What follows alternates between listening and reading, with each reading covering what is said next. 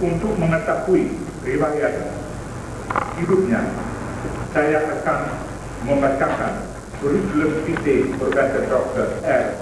Jayusman dan Kusuma, Sarjana Ilmu Sosial dan Ilmu Politik MA, sebagai berikut.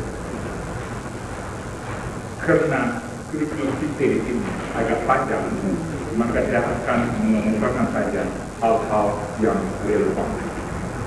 Nama Profesor Dr. R. Jayusman Tanuji Kusuma, Sarjana Ilmu Sosial Ilmu Politik MA. Tempat dan tanggal lahir Tasikmalaya, 28 Oktober 1930. Pangkat jabatan Pembina Utama Madya Golongan 4D, Guru Besar Filsafat Komunikasi dan Logika, jurusan Ilmu Komunikasi, Fakultas Ilmu Sosial dan Ilmu Politik Universitas Indonesia. Agama Islam. Status keluarga, berkeluarga dengan anak, pendidikan. Sampai dengan tahun 1942, zaman Belanda, Volkshol, Holland, Nederlandse Europese Lagerhol. Sampai dengan tahun 1943, zaman Rakat, publisistik. Juga Stanford University, USA. The Annenberg School of Communication, USA. Dan Massachusetts Institute of Technology, MIT. Kedua terakhir untuk MA. Di samping itu, beliau ikut juga beberapa penetaran di Universitas Indonesia. Pekerjaan saat ini, guru besar tetap Fakultas Ilmu Sosial dan Ilmu Politik Universitas Indonesia. Beliau juga pernah menjadi Kepala Humas UI 62-63. Juga Sekretaris Dewan Pimpinan UI, Rektor dan Dekan tahun 65-70. Kemudian juga jadi anggota tim pendiri Fakultas Ilmu Pengetahuan Kemasyarakatan UI tahun 98. Selanjutnya, beberapa kali menjadi pembantu Dekan Fakultas Hukum di Universitas Indonesia. Juga beliau pernah berfungsi sebagai Direktur Universitas Indonesia UI Press tahun 2001. Juga pernah menjadi Wakil Ketua Panitia Non-Degree Course Universitas Indonesia untuk wartawan tahun 2004. Juga menjadi pimpinan umum Panitia Dietna Hari Sarjana dan Penerimaan Mahasiswa Baru UI tahun 65, 64, 65, 67, 68, 69, 70, 71, 76. Jadi betul-betul beberapa tahun menyampaikan pidato. Assalamualaikum warahmatullahi wabarakatuh. Bismillahirrahmanirrahim.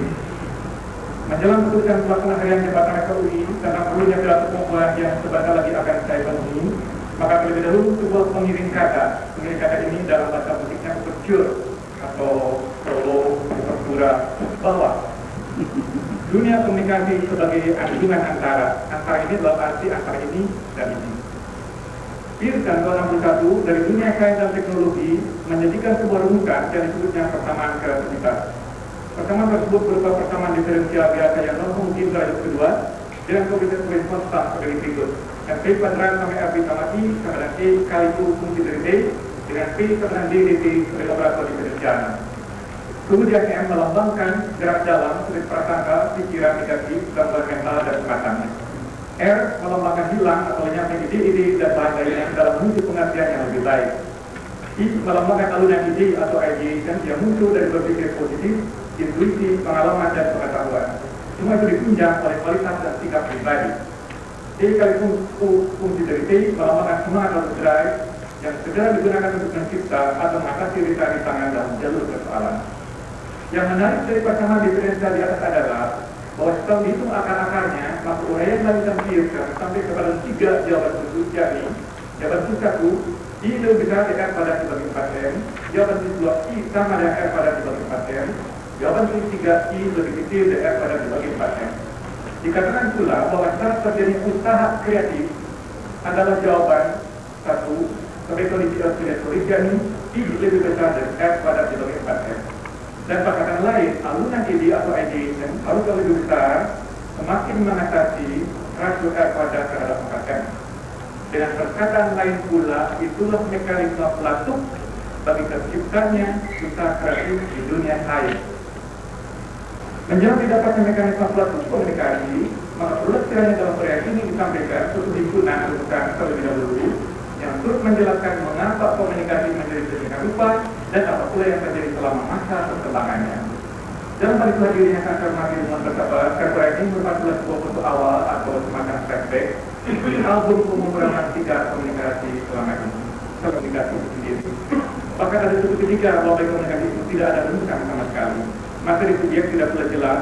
Bila juga terlalu kerangka untuk membicarakan persoalan teknisnya, maka dia tidak mempunyai orientasi nilai untuk diangkat sebagai sesuatu yang penting dari hasil penemuannya. Sampai akhirnya melalui waktu yang cukup lama dapat diajukan suatu model umum komunikasi sebagai hasil penelitian teknik dan struktur teoritis menjelang penyempurnaan atau keilmuan daripadanya. Juga benar soalnya penting. Hingga saat itu dan himpunan tersebut masih juga belum jelas apa itu komunikasi dan bagaimana terjadinya. Dalam hal itu, Stapler kemudian membuat 6 kategori dari berdasarkan artian komunikasi tersebut, khususnya dari yang telah dihubungkan olehnya sebagai berikut. 1. Aktivitas dari satu pihak. Rumusannya berbunyi antara lain, communication is the discriminatory response of organism to stimulus. 2. Aktivitas datang dari pihak lain mempengaruhi. Rumusannya berbunyi antara lain, the process by which an individual communicator transmits stimuli, usually possible, the modified behavior of the individual. 3.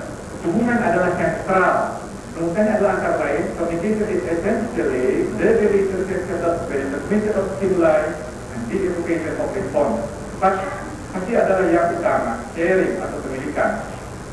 Rumusannya berbunyi antara lain, it's a process that makes common to two or several, what of the monopoly of one or some. 5. Transmisi informasi.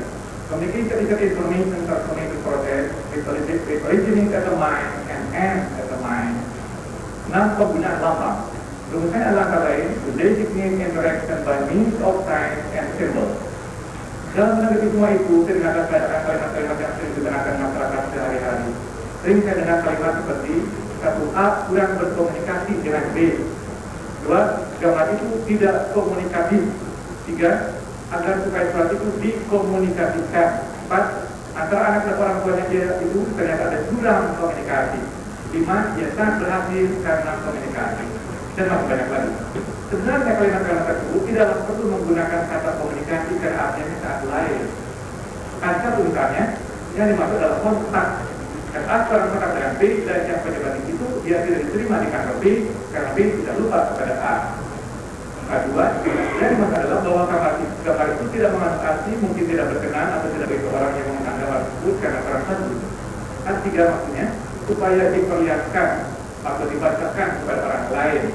Arti 4, antara anak dan orang tersebut tidak ada kontak batin karena orang tua terlalu sibuk sehingga tidak ada waktu untuk anak itu menanyakan sesuatu atau menyampaikan isi hatinya. Yang kelima, misalnya biasa berhati karena komunikasi yang mereka maksud adalah koneksi, bukan komunikasi.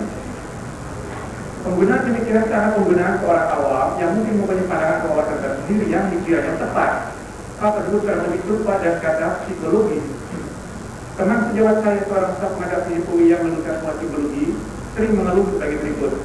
Banyak orang yang bukan ahli psikologi menggunakan kata-kata psikologi tidak pada tempatnya. Misalnya, gambaran orang-orang itu sangat tidak psikologis katanya, atau sering juga terdengar ya. Demikian pula dengan penggunaan komunikasi, apalagi dalam proses kemanusiaan manusia. Melanjutkan pertemuan dan balikan dalam komunikasi manusia dalam dunia yang bukan awal, maka dalam kebangun pemikiran dan komunikasi kadiwat ini semakin jelas bahwa ada proses kemanusiaan manusia yang cukup menggembirakan. Bandingkan dunia sampai dengan coding selama 15 tahun perkembangan.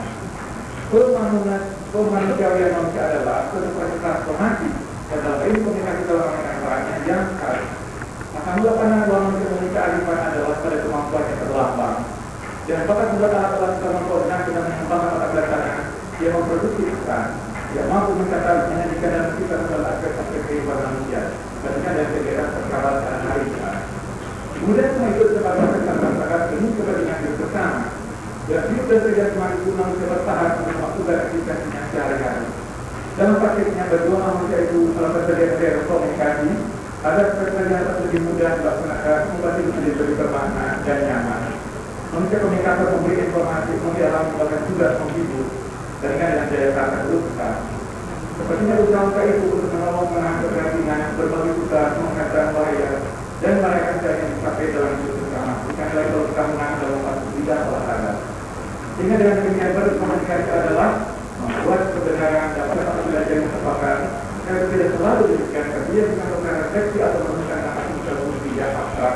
Manusia komunikator dapat menilai pembedaan proses ini. Dan demikian keyakinan dibuat semakin benar terus ilmiah dari komunikasi. Juga manusia komunikator melakukan tugas administrasi.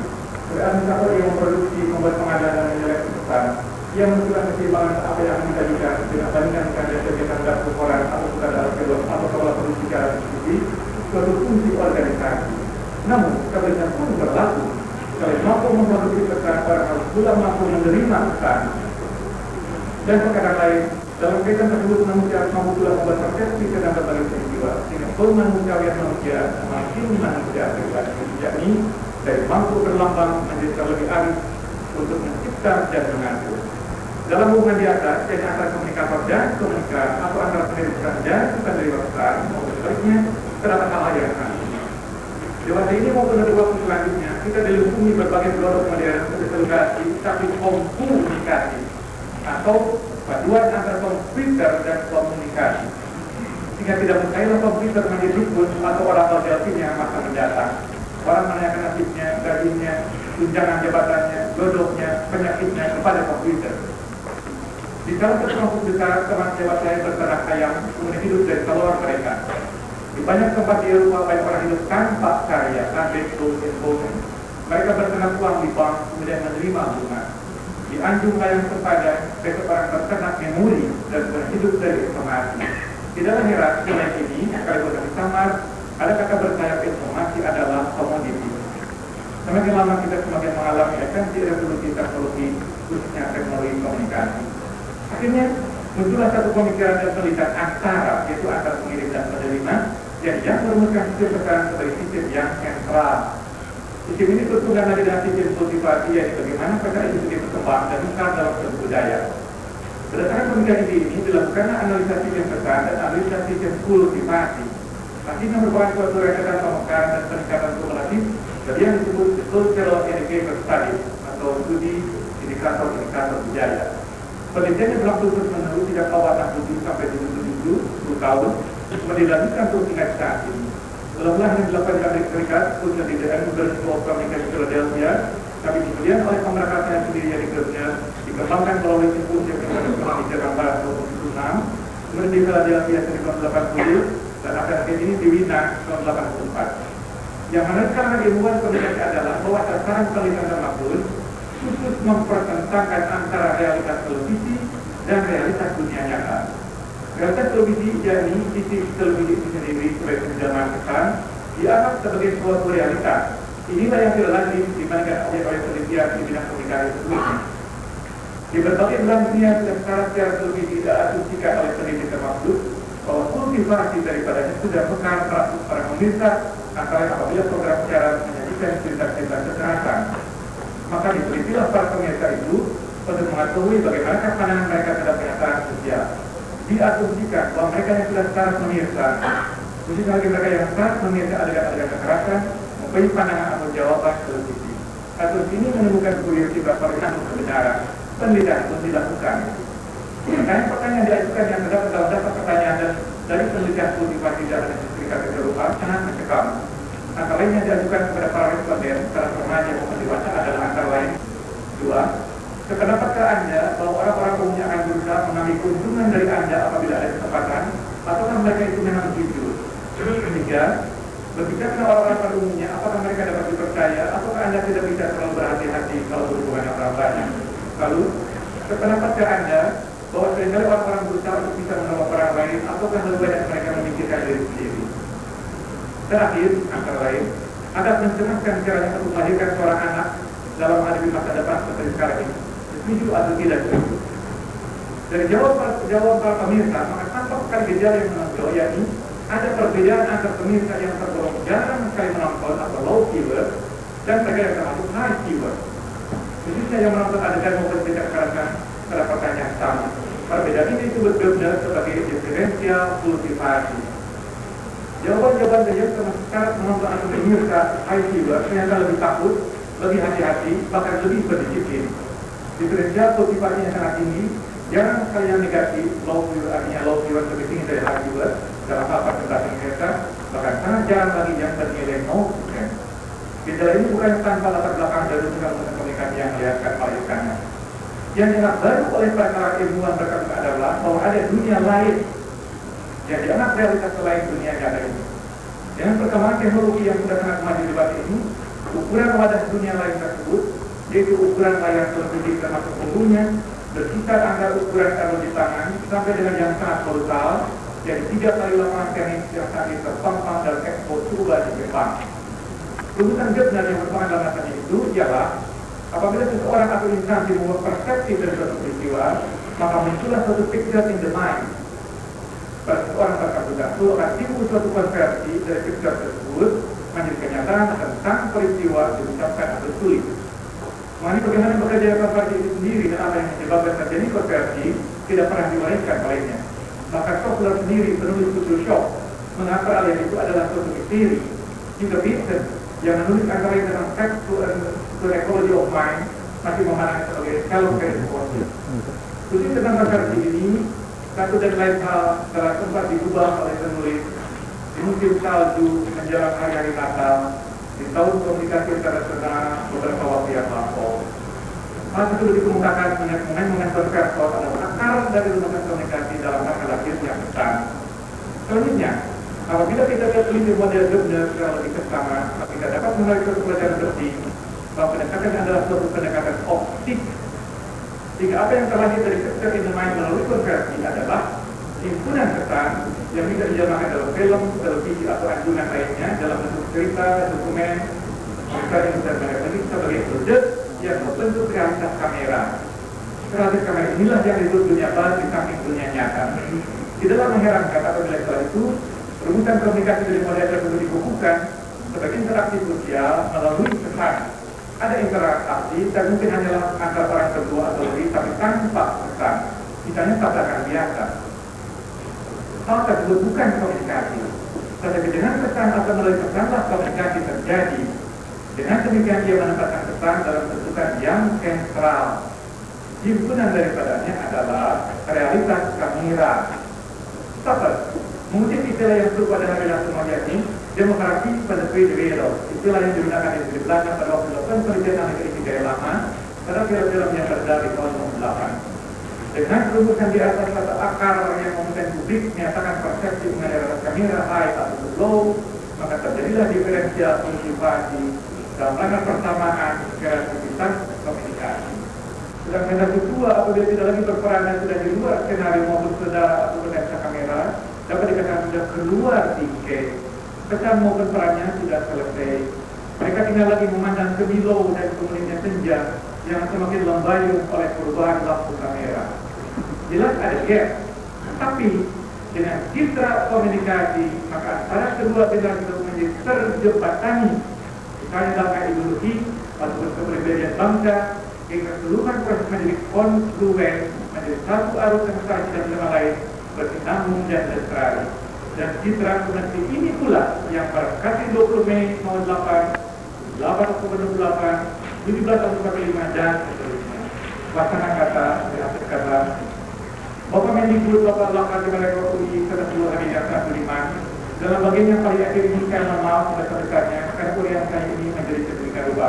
Terus terang, sadar sedang bahkan jarang sekali menunjukkan gaya atau style atau pilihan bahan seperti itu. Namun akan ceritakan beberapa teman pribadi maupun teman pejabat di UI, saya telah melakukannya juga. Semata-mata karena mereka itu berharap dengan sangat kepada saya agar sekali ini saja tulisan atau urian kali ini dapat diikuti dan dimengerti orang. Keduanya, Keduanya, saya ingin terus kata menyambut sedikit apa yang telah disampaikan oleh Pak Profesor Gubernur Al-Mahfud yang telah Rektor UI kala itu menyampaikan pidato dia kembali ke-73 pada tanggal 2 Februari 2006 yang berjudul memelihara relevansi dan visi.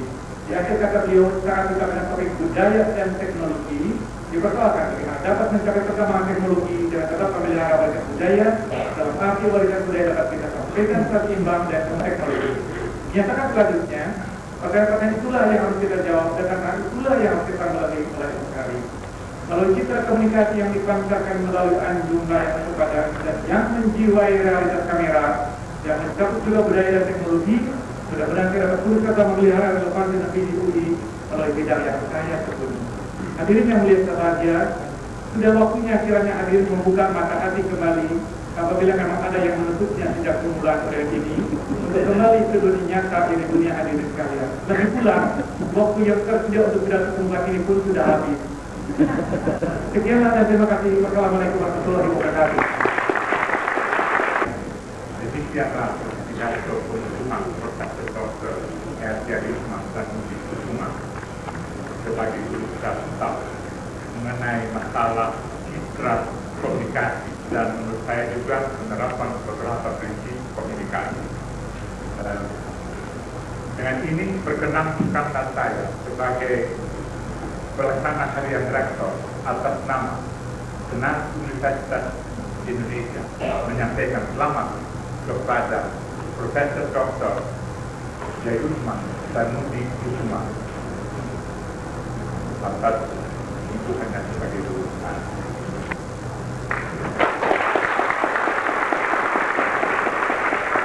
Dan dengan ini pula sidang saya tutup. Pelaksana Harian Rektor Senat Universitas Indonesia meninggalkan ruang perkara menuju ruang redaksi. Para hadirin mohon berdiri.